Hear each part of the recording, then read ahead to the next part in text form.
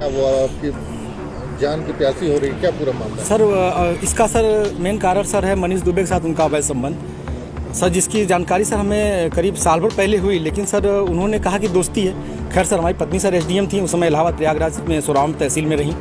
तो मैंने कहा सर बड़े पद पे हैं, दोस्ती तो हो सकती सर, अधिकारियों से साथ बैठना उठना हो। तो मैंने सर उन्होंने मैं ये कह के टाल दिया, तो सर मैंने ध्यान नहीं दिया। सर इसकी भनक सर मुझे उसका ये जो शक था वो विश्वास सर 22 फरवरी को हुआ, जब मनीष दुबे गाजियाबाद से चलकर सर मेरे आवास एलनगंज स्थित सरकारी आवास पे आया और इनके साथ एक साथ कमरे में मैंने इनको देखा अवैध संबंध बनाते हुए। तब से सर ये मनीष दुबे और ज्योति मौर्य मेरे जान के पीछे पड़ गई हैं। कौन है, पूरी कहानी बताइए, क्या मामला है? सर 2010 में ज्योति मौर्य के साथ मेरी शादी हुई सर। मैं सर पंचायत राज विभाग में सर 2009 में सिलेक्ट हुआ प्रतापगढ़ में सर, वहीं पे नौकरी कर रहा हूँ सर। और 2010 में इनसे 19 नवंबर को मेरी शादी हुई और सर उसके बाद हमारे संबंध बहुत अच्छे रहे। इन्होंने कहा मुझे पढ़ना है सर, मैं इनको पढ़ाने के लिए मैं इलाहाबाद लेके आया। और इलाहाबाद में सर द काउंसिल कोचिंग है, वहाँ पे इलाहाबाद की सबसे अच्छी कोचिंग थी। मैंने वहाँ पे किसी तरह सर पिताजी के सहयोग से, भाइयों के सहयोग से, और यहाँ तक कि मैंने अपने डीपीआरओ साहब के सहयोग से पैसा उधार लेके इनको कोचिंग कराया। और सर ये मेहनत भी की सर और सक्सेस भी हुई। 2015 में ये सर एसडीएम पद पे चयन हुई, 16वीं रैंक इनकी आई। सर बहुत ही खुशी का माहौल हुआ कि हम एक छोटे पद पे रहते हुए अपनी पत्नी को इतना आगे ले गए। वो भी बहुत खुश थी, पूरा परिवार खुश था। और सर 2015 में ही मेरी सर भगवान की दया से मुझे इतनी खुशी मिली कि मेरी 2 जुड़वा बिटिया भी हुई, और जिनका नाम हंसी खुशी मैंने रखा, क्योंकि उस समय खुशी का माहौल चल रहा था सर। और सर बहुत अच्छा चल रहा था। लेकिन सर 2020 में ये मनीष दुबे जो जिला कमांडेंट होमगार्ड है, उसकी एंट्री होती है हम दोनों पति पत्नी के बीच में। और सर घर इतनी तबाही पे पहुंच चुका है कि घर तो टूट ही रहा है, बच्चे तो दूर हो ही रहे हैं, पत्नी दूर हो ही रही है सर। यहाँ तक कि मैं मुकदमा भी मेरे ऊपर हो गया है और मेरी मौत की साजिश भी रची जा रही है। क्या धमकी, आपको कोई धमकी दी उन्होंने? हाँ सर, उन्होंने फ़ोन पे सर अभी 1 हफ्ते पहले फ़ोन पे सर उन्होंने हमारे गांव के किसी लड़के से बात की, तो उसने मुझे कॉन्फ्रेंस किया। तो उन्होंने उस पर कहा कि तो जो तुम काम कर रहे हो, जो ये जांचें करा रहे हो या करा रहे हो, इसके कारण तुम्हारी जल्दी से तुम मर जाओगे। हमने कहा ठीक है आप मरवा दीजिए। तो मैं नहीं मरवा रही हूँ, जो करवा रहे हो इसके कारण मारे जाओगे। हत्या की धमकी दी है? जी सर, हत्या की। और सर उनका भाई सर सचिन मौर्य है सर, वो मेरे घर से सर रखे मेरे काफ़ी जो कुछ पैसे थे, जेवरात थे, वो सर लेके चला गया। मेरे सर उसकी वीडियो बना के भेजा कि मैं लेके जा रहा हूँ, जो करना हो कर लीजिए। और सर मुझे चैटिंग लिख के भेजा है कि आपका व्हाट्सअप सब कुछ गायब कर दूंगा, हैक कर लिया हूँ, जो सेव करना हो सेव कर लीजिए। और सर उसने क्या किया कि मेरी सिम भी अपने पास रख लिया है, रख के यूज कर रहा है। मेरा बैंक अकाउंट है उसमें जुड़ा हुआ है सब कुछ, लेकिन सर वो मेरी जान पे सब लोग तुले हुए हैं सर। क्या वो आपसे तलाक मांग रही है? हाँ सर, उन्होंने मुझसे ऑडियो के माध्यम से कहा है, मुझे अभी तक कुछ ऐसा नोटिस तो नहीं मिला है, लेकिन सर उन्होंने कहा है कि तलाक प्यार से दे दीजिए, बवाल मत करिए, नहीं तो मैं आपको बर्बाद कर दूंगी। आपके डीपीआरओ से बात हो गई है, आपको बर्खास्त करा दूंगी, न नौकरी करने दूंगी न जीने दूंगी। आपने इसकी शिकायत कहाँ? सर इसकी शिकायत मैंने सर्वप्रथम सर उसी दिन धूमनगंज SHO साहब से की। उन्होंने मुझे राजरूपुर पुलिस चौकी भेजा, मैं राजरूपुर पुलिस चौकी पे आवेदन दिया, लेकिन सर कोई सुनवाई नहीं हुई।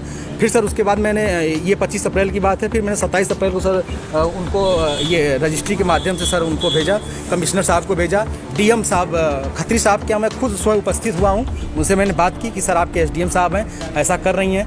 तो उन्होंने कहा ठीक है मैं कार्रवाई करवाता हूँ। फिर मैं कमिश्नर साहब के यहाँ गया, कमिश्नर साहब को दिया, पुलिस कमिश्नर साहब के यहाँ उपस्थित हुआ, उनको दिया। फिर कहीं सुनवाई नहीं हुई तो सर मैं डीजीपी साहब के पास गया, डीजीपी साहब ने मेरे बात को संज्ञान में लिया, लेकिन फिर भी सर आवेदन ले लिया गया, कोई कार्रवाई नहीं हुई। उसके बाद सर मैं DG home guard BK Maurya sir के पास गया। उनके यहाँ से मुझे सर कुछ उम्मीद की लौ दिखाई दी, क्योंकि उन्होंने मेरे आवेदन को तुरंत संज्ञान में लिया और टीम गठित कर दी है। DIG इलाहाबाद उसकी जाँच कर रहे हैं। मुझे सर कुछ उम्मीद लग रही है कि मुझे कहीं ना कहीं हो सकता है न्याय मिल। सॉरी, वो नेटवर्क में प्रॉब्लम हो रहा था, अब कनेक्टिविटी सही होगी।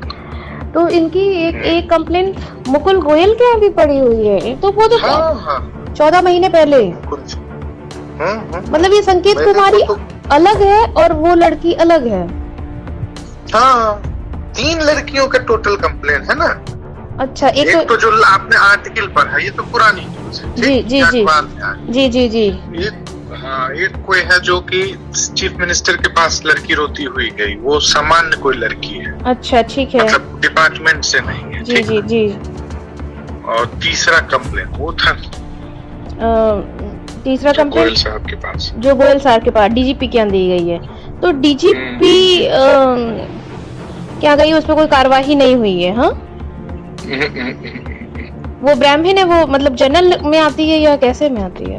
ये नहीं मुझे पता है, मुझे सिर्फ ये पता है क्योंकि मैं रीजन नहीं बता सकता था ना उस समय कि मैं क्यों ये इंक्वायरी कर रहा हूँ। मैंने कहा था कि भाई इनके बारे में पता करना है, इनसे किसी लड़की की शादी होनी है, तो because of that I am trying to investigate, right? Exactly, right. तो ये बोला था ना, मैं बहुत ज्यादा डिटेल नहीं जा सकता था ब्राह्मणी है कौन से कास्ट की। नहीं, बाप रे बाप, मेरा तो दिमाग जो है एकदम चक्कर खा जाएगा। बताइए, ये सब तो पता है, ये ऐसा महिलाओं को ही क्यों करता है, मुझे ये समझ में नहीं आता है। महिलाओं को करता है बिकॉज कैरेक्टर जब खराब होता है तो लोग क्या करेगा, बताइए मुझे। सही कह रहे हैं आप। कैरेक्टर आपका सही हो तो आप नहीं करिएगा, मतलब ये देखिए, एक केस होता तो मैं मान लेता कि किसी को इन्होंने कुछ कहा और इनको कोई डिपार्टमेंट का लोग तंग किया, 2-3 समझ, ऐसे नहीं होता। और चौथा मैं, और चौथी मैं खुद, तो आप खुद भी तो विटनेस हैं इसके। मैं तो खुद ही गवाह हूँ इस चीज की भाई। आई एम शॉक, मतलब क्या करिएगा, तो दिस हैपेंस। इसकी तो मैं ईंट से ईंट बजाऊंगी अब। ये जो बहुत शातिर छाना जो अपने आप को समझा, ये देखिए मैं आपको बताऊं, इसकी फेसबुक तो जीवनसाथी.com, ठीक, ये मेरा करेक्टर स्टिक बता रहा है। इसकी फेसबुक जीवनसाथी.com, इसके जितनी कॉल्स लड़कियों से बात करता है, सारी लड़कियों से बात, आदमी पुरुष किसी पुरुष से भी बात करेगा ना तो 10 से 15 मिनट से ऊपर ही कोई पुरुष से बात नहीं किया है लड़कियों के साथ। मतलब यार, अब जो कंप्लेन वाली सुनकर तो मैं और मतलब हद है। ये तो मुकुल जी से तो इसमें वास्तव में मिलने वाला है कि सर आपके ऑलरेडी कंप्लेन इनके अगेंस्ट में पड़ी हुई है। बिल्कुल है ना। मुकुल जी तो बहुत अच्छे, बहुत सज्जन हैं जो मुकुल जी यहाँ पे आए हैं। हाँ, बहुत सज्जन इंसान है। हाँ, बहुत सज्जन इंसान है वो। तो उनसे तो वास्तव में सज्जन है तभी डिपार्टमेंट की बदनामी ना हो, मीडिया में उछले नहीं, समझ रहे। लेकिन मुकुल जी तो अभी आए हैं ना,